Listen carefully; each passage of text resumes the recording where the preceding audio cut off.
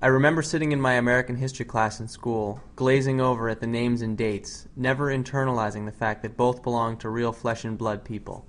So much mythology surrounded these figures that Washington and Jefferson were no more concrete to me than Jay Gatsby, just as Caesar was no more real than Aeneas, and often less.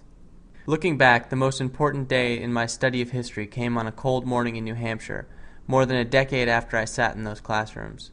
It was the day that I was standing next to the senator from Illinois, listening to a pulsing crowd. I spent the better part of a year working as Senator Barack Obama's personal campaign photographer. I traveled around the New Hampshire area with him, documenting his road to the White House.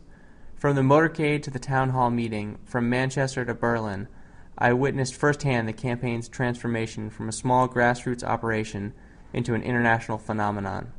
And as his photographer, I'm pretty sure I had the best seat in the house. I was with him when he signed the official registry as a candidate in the nation's first primary. I was with him when the crowd started to line up around the block to hear him speak. I was there as the overflow rooms overflowed, and I was there for his now historic Yes We Can speech in Nashua. I know that I was a part of history, or at least got to stand on stage as it unfolded, but these stuff of history moments aren't as important to me as the small ones. It was in the details that I began to see history in a different way.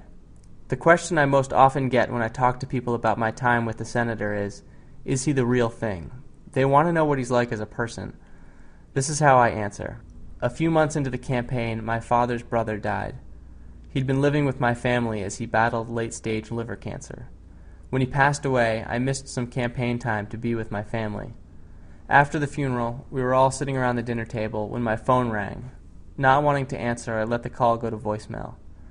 Later I found that the call had come from Senator Obama, giving his condolences to my family. He told me to take as much time as I needed, and that his thoughts were with my family during those difficult days. That phone call, less than a minute, defined my time with the senator. It was unexpected and perhaps unnecessary, but it was heartfelt and spoke to the core of my time with him. And my father, who had voted Republican in an uninterrupted streak that ran for 50 years, voted for a Democrat in November. It was moments like this, and moments smaller, that I'll never forget. Playing basketball with him in a high school gym before a rally, watching a college football game with the staff, or sitting in a hotel room telling him about my fiancée. Those moments taught me about the quality of the man, not as a politician, a campaigner, or now a president, but as a person. So I answer that question, yes, he is the real thing.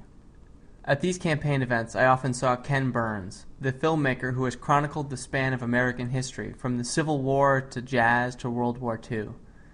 I think how interesting this campaign must be through his eyes, to know that he was watching the next chapter of American history as it crisscrossed his home state. Ken Burns' documentary on the Civil War shows a photograph of Lincoln walking off the stage after delivering the Gettysburg Address. The photographer had missed a shot of the speech because of its brevity. I think of that photographer, now long dead, who witnessed history through his lens, and most likely at the time didn't realize how momentous an event he'd just documented. I am perhaps not too unlike him, but I tried to keep in the front of my mind, at every speech and at every stop along the road, how important it was for me to document this very real man's campaign to the White House.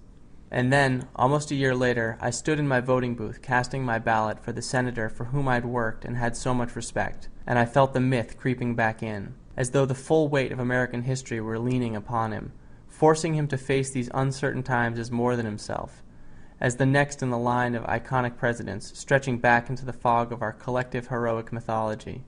But I can look back at a photograph I have of the senator and myself that was taken in Nashua, and I feel confident that in whatever direction we need to go as a country, he'll take us there with compassion and humanity.